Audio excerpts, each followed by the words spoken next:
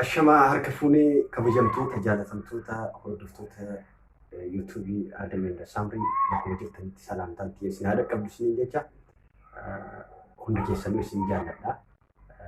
Ana caalaa Rabbii isin haa jaalatu. Bakkuma jirtanitti nagaa fi raaxmanni Rabbii isin irra haa jiraatu isiniin jecha har'a aayidiyaa wayii qabadhee dhufee aayidiicha kana immoo akka filadhu kan na godhe hiriyaa wayii obboleettii keenya takka Facebook'aadhaan wal barree baay'ee wajji haasofna. Jaba walitti dhiyaannaa baay'ee taphannaa. So obboleettiin keenya tuni waan baay'ee nama ajaa'ibu wayii naaf dhaamte. Akkuma beekamu waan uummataaf himamuu qabu dirqama irraa haasa'amuu waan barbaachisuuf nama biraatiif barumsa ta'a jedhee yoo yaade irraa hin dubbadhaa jechuudha. Obboleettiin keenya tuni akkuma nama kamittuu akkuma anaaf sihii biyya ambaa irra nama jiraatu nama biyya alagaa keessa jiraatudha.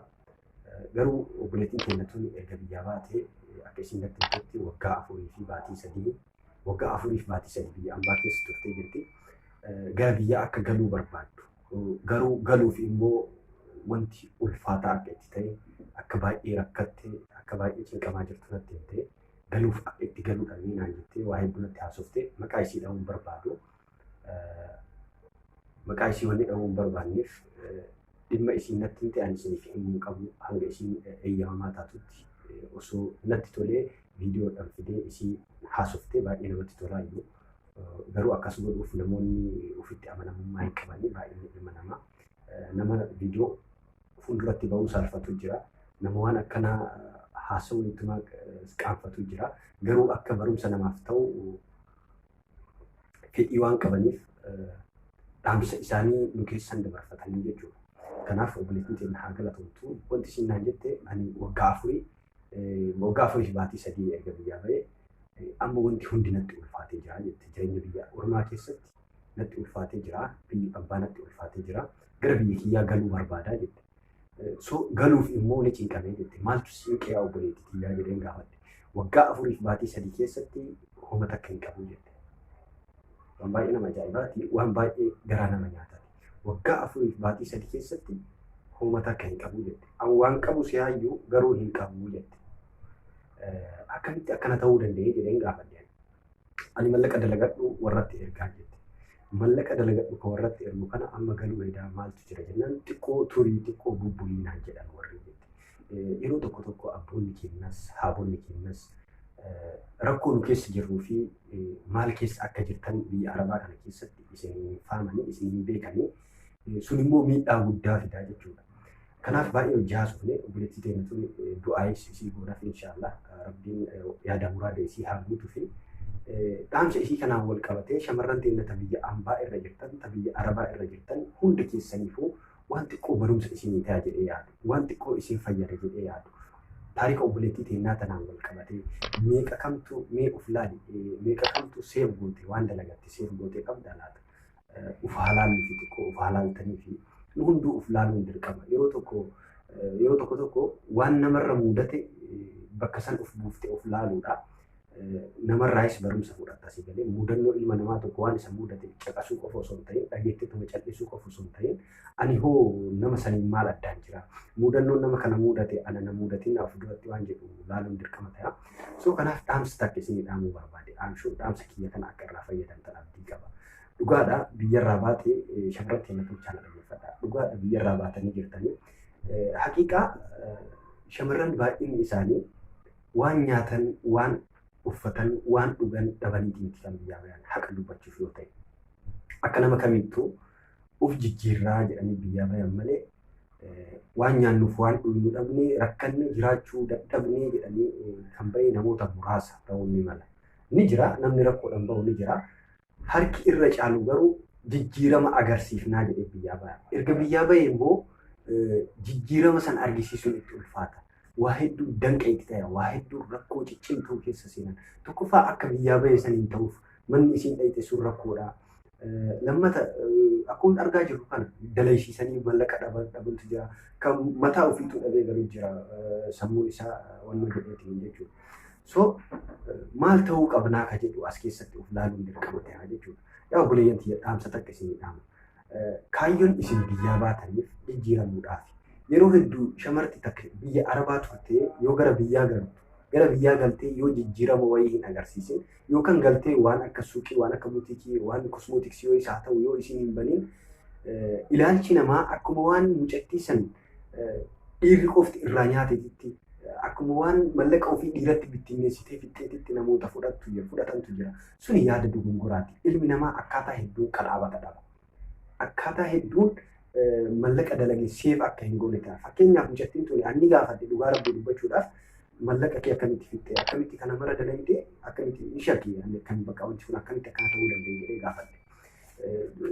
Jaalallee qabaataa turte moo maalii jaarsa qabaataa turte moo akkan waa hedduu gaafadhe obboleettii tiyyatan lakkii jette waan akkanaa keessa hin jiru jette. Gonkumaa wanta akkanaa kana keessa hin jiru. Maarree waan akkanaa keessa hin jiraatti waggaa 4 fi baatii 3 jette akkamitti mallaqa seef godhuu dadhabdee jedhee. Ani mallaqa ergaan ture biyyatti jette. So amma yoon gaafadhu mallaqni hin jiru jette. Look amma mucayyoon tun osoo galte eenyutu amana dhiira irraa nyaatee fixe jedhan malee warra irraa nyaatee fixe namni jedhu hin jiru. Baay'ee abboonni yoo viidiyoo biyya kana dhageettaa jiraatan ijoollee teennaaf osoo yaadne bareeda. Ijoollee teessan ta'e ibidda jalatti gubataa jirtu. Ijoollee teessan arabni akka argetti lolaanii osoo namatti hin lakkaa'in ajajaa jiru. Isaan jijjiiramuuf biyyaa bayanii waan isaan dalagan immoo yoo nu seevin godhiniif yoo abboonni seevin godhiniif rakkoodhaa jechuudha. Kanaaf abboonni bakka kanatti qoo osoo laaltanii bareeda. Ana wanni isin jedhamu boreeyyantii. Uf dura laaluun dirqama keessanii turii dafii biyya ambaa kanarraa gara biyya keessanii galuu keessanii oolu. Gaafa biyyatti galte immoo akkamiin galtee maaliin galtee waan jedhu wayiitu jira. Qe'eenni beektanii waa hedduu haasofti. Maaliin galtee intalli eebiluu maaliin galtee maal fiddee galtee waan akkasii kana fa'aatu jira. So nama qofaaf osoo hin ta'in namni maannaan jedhaa qofaaf osoo hin ta'in sammuu keetiif jijjiirama maalii agarsiifte bu'aan kee maali biyya ambaati irratti tokko nu gongorinaa yaa obboleeyyantii. Biyya ambaa teettee osoo hin heerumiin jijjiiramee heeruma boru har'a boru osoo jettu umriin ni deemaa waa hedduu deema. Adada biyya ambaa kana keessa turtu mee ilaalaa namoonni biyya ambaa keessa jiru baay'inni keenya mataan keenya fayyaa hin qabu hin dalagu mataan keenya baay'inaan. Baay'ina namoota baay'ee sammuu keenya bal'isee yaaduu hin danda'u. Maalirraa kun caanaa waan nutti ulfaatu wayii jiru haalli jireenya biyya ambaa maal kuni nutti baay'ate kututurii yookaan wannoo mataan keessaa baanee jechuudha. Yaada silaa yaaduu qabnu san keessaa handaaratti baanee jechuudha. Kanaaf awwanni isin dhaamu abbaa keetis haa ta'u haadha keetis haa ta'u dhugaa rabbii ittiin dhugaa jirtu ittiin mallaqa yoo itti ergitu abboonni keenya ilaalcha tokko qaban. Yoo ati mallaqa 20 itti ergite 40 biratti hafe jedhee yaada. Ati 20 san harkaa qabdu san hunda itti ergite jechuudha. Yoo ati hunda san itti ergitu 20 isii biratti hafee jedha. 20 itti ergite 40 qabaatu malaa jedhee yaada. Ni beekna abboonni keenya akkam akka yaadan. Qarshii 10 itti ergite waaw 30 isii biratti hafee jira jedha. Waanuma ati irraa qunxurtee waan xiqqoo ergite itti fakkaata. Ati garuu waan si bira jiru hunda itti ergite jechuudha. Yeroo itti ergitu san itti himi. Yoo rakkattan haga irraa fayyadamuu qabdu irraa fayyadamaa. Anis burgara biyyaa kiyyaan galaa. Anis jijjiirama agarsiisuu qaba. Biratti hin rakkatina.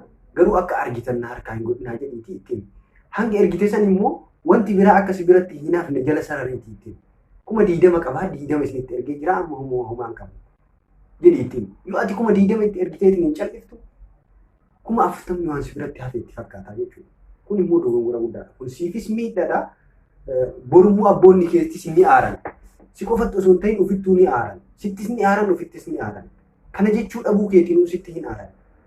Dhugaa itti himuu dhabuu keetinuu sitti hin aaran. Seefnaa godhaa jedhiitii ittiin jala sararii ittiin abbaa ummaa mallaqa isinitti ergee kana homaa of biratti hin hambifannee. Anis boru nin galaa gara biyyaa. Jijjiirama barbaada. Akka biyya ambaatirra waggaa 4 waggaa 5 teettee achi galtee yoo haarawatti biyya jijjiirattee deemuuf wanti akkasii kun baay'ee miidhaadha. Biyya ambaatirratti dalaydee waan dalayde san hin qarqaarinii miti abbaa kee qarqaari rakkataa qarqaari. Rakkataas immoo yoo qabaatte qarqaari. Osoo hin qabaatin hin qarqaari. Sadaqaan rakkataa taatetiin rakkataa qarqaartu hin jirti na fakkaata. So hamma qarqaan qabdu qarqaariidha. Ani wanti isin jedhu. Kanaaf obboleeyyantii amma wallaahi waan obboleettiin tunnaan jette waa hedduudha. Haasawuun natti ulfaataa jechuudha. Baay'ee booyaa haasofti. Namoo yaadota hedduun na bira jira. Namoota hedduu wajjin feesbuukaan haasaya. Waa hedduu haasaya. Waa hedduu haasaya isin jedhu waan biraan seenaa. Ani nama bultii qabu.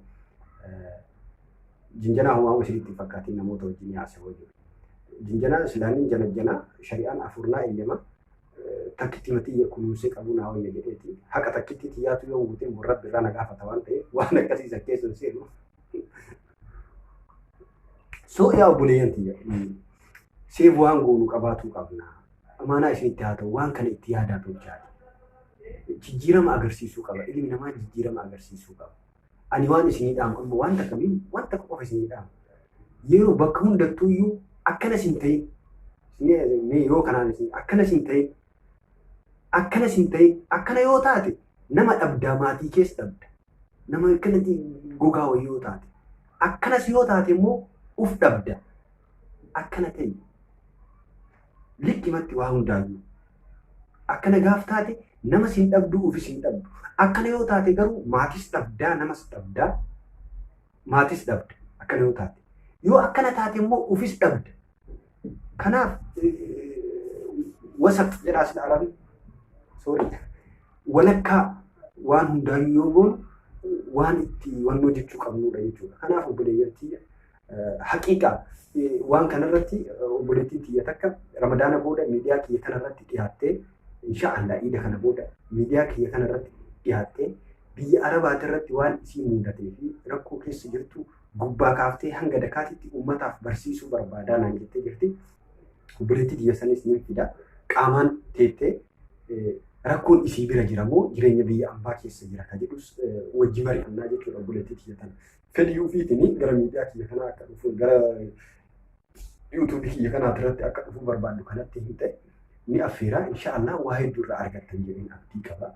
Obboleeyyan tiyya ammas amaanaa isinitti haa ta'u. Galli keessan biyyi ambaa biyyuma ambaati. Qe'ellee waan amaan jetti. Intalli ebaluu maaliin galte? Akkamiin galte?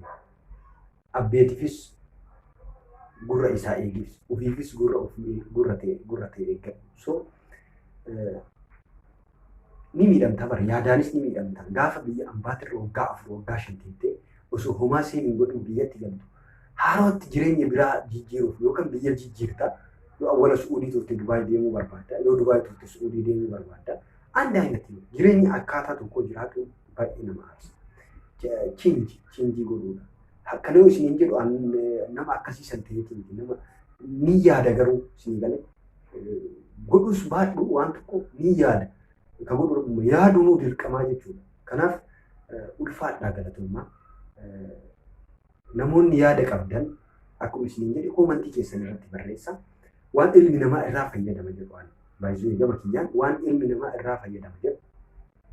Akkuma amma obboleettii teenya waa'ee obboleettii teenyaatiin wal qabatee jireenya obboleettii teenyaa kana namoota hedduu jiraataa jira jedhee waan yaadeef kana fidee jechuudha. So namoonni ilmi namaa irraa barumsa argachuu qabaa waan kanarraa haasa'ee aadaan keenya obboleessi keenya yoo naan jettan it's okay. Akka gaariittiin irraa haasa'e aayidiyaa keessan niin fuudha. Koomantii irratti yaada keessan barreessaa. Dogongora yoo qabaadhe dogongora kana qabdaa sirreeffadhu naan jedha. Waan silaa sirraa'uu qabu kana sirreessi naan jedha. An isiniif ajajamaadha. Sagalee uummataa ta'uu fi waan silaa haasa'amuu qabu haasa'uu fi ka asirratti dhufnuuf nama arrabsuuf yookaan waan badaa haasa'uuf miti. Yuutuubii kiyya kanarratti waa hundaa hammatee deema. Waan isin bashannansiisu isinii kiyya waan barumsa irraa argattan jennee yaadnu isinii qabannee dhufna. Kanaaf isin subscribe gochuudhaan viidiyoodhaan kiyya ka arma dura tarii fi ka amma booda dalaguuf taa'us akka gaariittiin hojjedhee bifa qulqulluu ta'een hojjedhee isiniif dhufa. Maateriyaala innis guutamuu qabu guutaa jira. Maateriyaaliin muraasa guutee jira. Amma boodas waa hedduu guutee akka hojjedhu abdiin qaba. Subscribe keessan immoo onnee natti horaa jira. Na danfisiisaa jira. Guyyaa tokko keessatti namni 1,000 subscribe godhe ulfaadhaa. Guyyaa tokkoo fi walakkaa moo guyyaa 2 keessatti namni 1,000 subscribe godhe ulfaadhaa Oromoo. Dhugaa Rabbii dubbachuuf isin uummata galata isinii galchuu qabnudha. Duraan akkamitti uummanni Habashaa kun subscribe isaa baay'ataa jira. Amma yoo ofirratti ilaalu ni jira nama ni qabna nuti nama ni qabna jedhee abdii horadhe jechuudha. Isinitti dheeressee yeroo biraa viidiyoo biraatiin hanga walitti deebi'utti nagaan naaf tura ulfaadhaa galatooma isin jaalladha. Ana caalaa immoo Rabbi isin haa jaalatu. Assalaamu alaikum warahmatullahi wabarakatuh.